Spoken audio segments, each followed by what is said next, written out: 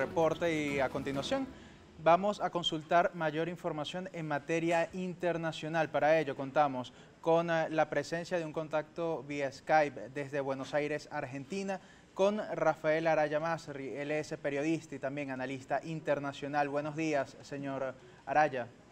Buenos días, un gusto. Bienvenido a Primera Página y lo tenemos acá a propósito de la situación que se registra en Irán. Y es que ya hay aproximadamente una veintena de muertos y también hay una cifra incierta de detenidos. Algunas agencias internacionales calculan que se habla de 500 detenidos, otras ya inflan la cifra a unos 1000 y otras más son un poco más elevadas a 2000. ¿Cuál sería el panorama de Irán en estos momentos? Bueno, yo creo que tendríamos que, primero que nada, analizar el por qué se desata esta protesta tan masiva y tan estentórea en la República Islámica de Irán. El pueblo iraní realmente está pagando consecuencias económicas dramáticas, está viviendo un proceso en su economía que realmente les ha quitado mucho poder adquisitivo.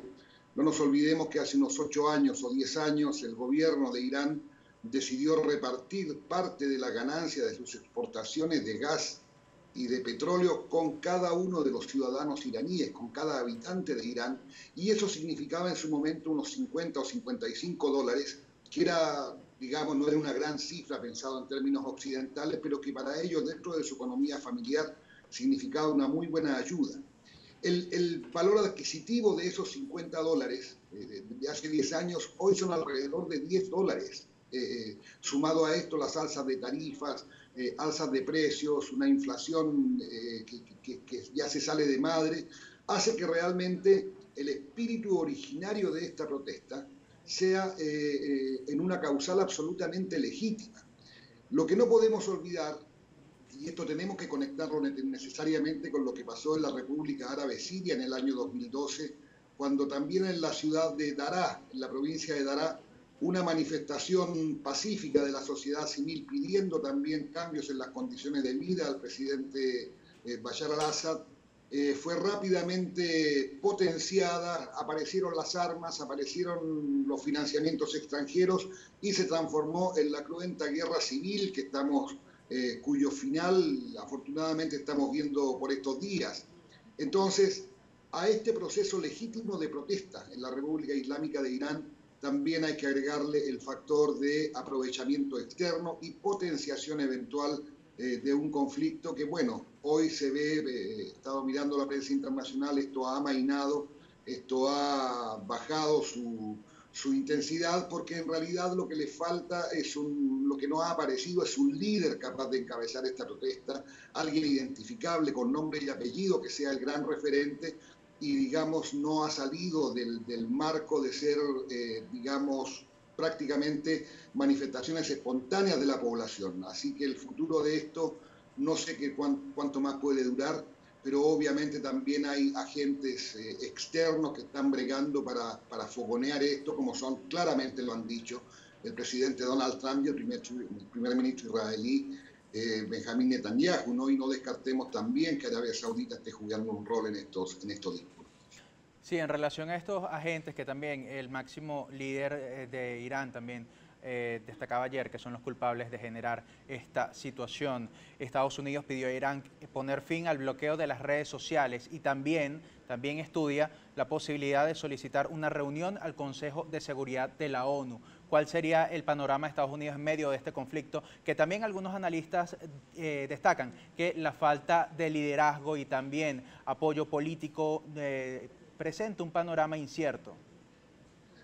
Sí, bueno, conocemos bien la vara de medir del presidente Trump frente a conflictos externos, pero él niega de manera consuetudinaria su propia realidad interna. A nadie se le ocurrió pedir una reunión del Consejo de Seguridad para tratar el problema en Ferguson, en Estados Unidos, o cuando fue Ocupa Wall Street, que hubo muertos, que hubo heridos, que hubo detenidos y un montón de cosas. Es decir, cada uno de estos elementos, particularmente en la República Islámica de Irán o en los estados incluidos dentro del eje del mal de los Estados Unidos, va a ser aprovechado y potenciado en la medida de las posibilidades.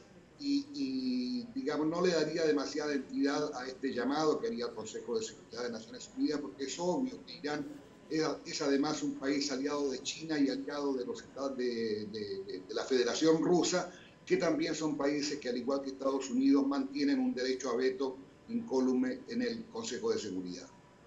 Más allá también del tema electoral que diferenciaron las manifestaciones del año 2009, ¿qué otro punto podríamos marcar entre 2009 y 2017, 2018 ya? En medio de los 2 años se desarrolla esta protesta. ¿Qué diferencia hay entre ambas manifestaciones? La diferencia crucial que hay en esto es que obviamente Irán ha intentado en los últimos 10 años sobre todo comenzar a figurar y a ejercer y a ganarse un lugar como un actor relevante a nivel regional. Y esto le ha significado, digamos, participar activamente tanto en la lucha contra el Estado Islámico en la República de Irak. Estableció un convenio con el presidente Bashar al-Assad en Siria, donde ha enviado tropas, ha enviado asesores militares y ha tenido una participación activa en estos conflictos, lo que le ha significado en la práctica ingentes cantidades de dineros y recursos para sostener esas tropas, para ayudar militarmente a estos gobiernos y para, digamos, garantizar que su rol como actor en la región sea sustentada en el tiempo, ¿no? Entonces, tenemos que agregar necesariamente a las diferencias con las protestas en 2009 este factor de participación en conflictos externos a la República Islámica de Irán, donde el régimen de los ayatolás, digamos, ha jugado un rol que no había jugado antes en el escenario político de Medio Oriente. También en medio de esta crisis, ¿qué punto podría sacar el presidente iraní a favor en medio de sus políticas económicas? Yo creo que las políticas económicas es tal vez el factor más relevante en la demanda de la población que ha salido a las calles, pero también hay un reclamo muy grave y eso tendría que tomar carta tal vez el propio líder supremo de la República Islámica de Irán, y que tiene que ver con la corrupción. Hay denuncias muy serias de funcionarios o de sectores acomodados dentro del establishment iraní que se han enriquecido brutalmente con las exportaciones de petróleo, con el negocio de las armas, y entonces han exaltado y exacerbado todo un gran modelo de desigualdad donde los sectores más carenciados, digamos, siguen siendo muy marginados, siguen siendo grupos que no tienen gran esperanza de poder ver un futuro mejor para ellos y para sus hijos. Es decir, la propia composición interna de Irán tendrá que crear los mecanismos para luchar eficientemente contra este flagelo y poder de esta manera limpiar el devenir político de la República como la única manera también de evitar que en el futuro se reproduzcan protestas al menos de esta magnitud. Bien, muchísimas gracias, señor Rafael Araya Masri, por aclararnos un poco la situación que se vive en Irán a propósito de esta ola de manifestaciones que se generan en el país tras los anuncios económicos del presidente Hassan Rouhani. Nosotros es momento de hacer una pausa comercial y ya venimos con más de Primera Página.